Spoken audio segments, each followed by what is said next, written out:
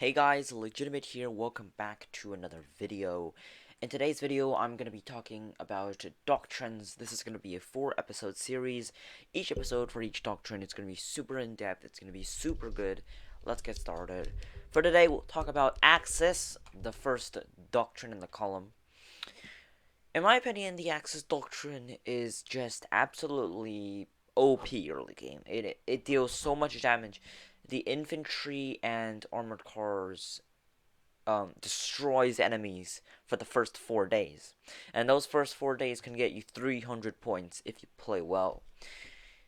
Later on, Axis the advantage does get nullified, but it is still a very powerful doctrine. So now let's get into units. So militia definitely not recommended for the Axis. Infantry is okay. I mean, it's good for the first week, but after that, I don't really recommend it. I think you should completely switch to motorized infantry. Axis motorized infantry is OP. You get it early, it deals a lot of damage, and it is fast. Okay, fast. Okay, mechanized infantry not really recommended because you have motorized infantry. So motorized infantry is definitely your best bet here. Mechanized infantry not so much. Commandos not so much, and paratroopers not so much. In the ordnance section, you got artillery, which isn't super good as the Axis, but it does deal a lot of damage, so it does have strength. Anti-tank, no buffs, but you still could use it. Anti-air buffs against planes and heavy tanks. You could use this. I don't really recommend it. I recommend just switching straight to SP anti-air because this thing is really OP as the Axis. You get it early, which is why it's OP. SP artillery, no buffs, so nullified. I'll explain strategies later. I'm just going to go over all of the units. You have yourself tanks. The first one is the armored car, no buffs. You got the light tanks, which you get later, which is kind of weird because you're Axis.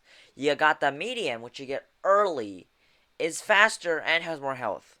This right here is gonna be the main powerhouse of your army, and I'll tell you why in a sec.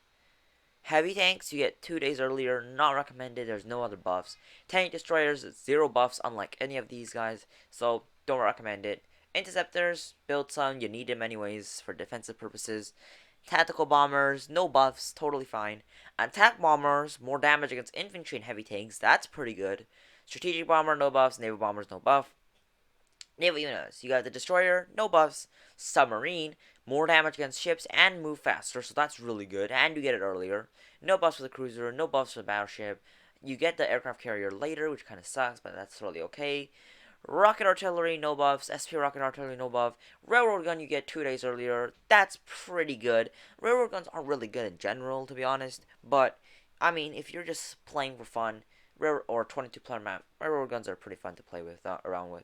Flying bombs, 1 day earlier, and rockets, 15% more damage. Now, I don't use rockets a lot, but they can be pretty powerful if you stack them up. So, it's really your opinion on whether or not you want to use rockets. I don't recommend them because of how, slow they are and how hard they are to use. But, I mean, if you really want to have fun, just use them, honestly. You don't have to win every single game. It's totally fine. You got the rocket fighter, which is basically an OP version of fighter. Not really recommended because Pan-Asian fighters can just shred through these for as if they're nothing, but they are pretty good as the Axis. You got the nuclear stuff, which have no buff, and then you have the atomic bomb. So let's talk about strategy as an Axis nation. So I'm already playing an Axis playthrough, the Libya playthrough, which is a pretty good one. Now in the Libya playthrough, I didn't get into a lot of in-depth about the Axis doctrine because I was saving it up for this video. The Axis doctrine, there's a lot of different strategies. The main largest strategy is the one that I use the most, which is the one where you spam mediums, motorized infantry, anti-air, and interceptors. So this strategy right here is very powerful. It's a fast-moving, steady strategy.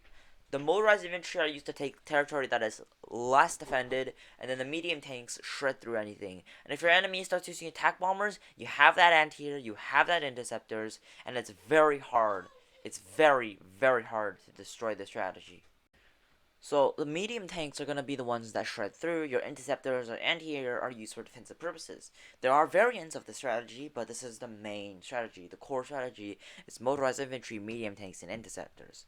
You can use attack bombers to help you, but you don't really need it because you have the medium tanks. Now, the reason why you want to add the attack bombers, there are situations where you want it, is because Commander's people will start using heavy tanks. And heavy tanks are really good against your medium tanks. So your medium tanks are going to have a lot of trouble against these guys because they do deal more damage to heavy tanks. So you're going to have a little bit of trouble against these guys, which is why you might want some anti and attack bombers.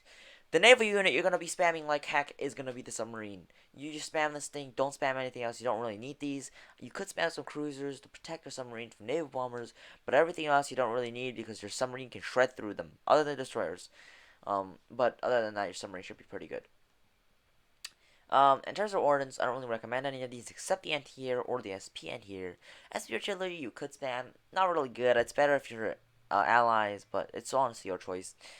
Motorized infantry, like I said before. Now, the Axis Doctrine is super expensive, so you're gonna need a lot of industry and local industry in order to balance the cost and usage. It's really your choice how you wanna how much industry you wanna build. You don't have to build it, but it's recommended because Axis costs a lot, and if you have level 5 industry, you can produce a lot of units. So that's pretty much it for the Axis Doctrine. If you want to see the next episode for the Allied, Comintern, and Pan Asian doctrines, don't forget to like and subscribe to the channel, and I'll see you guys in the next video.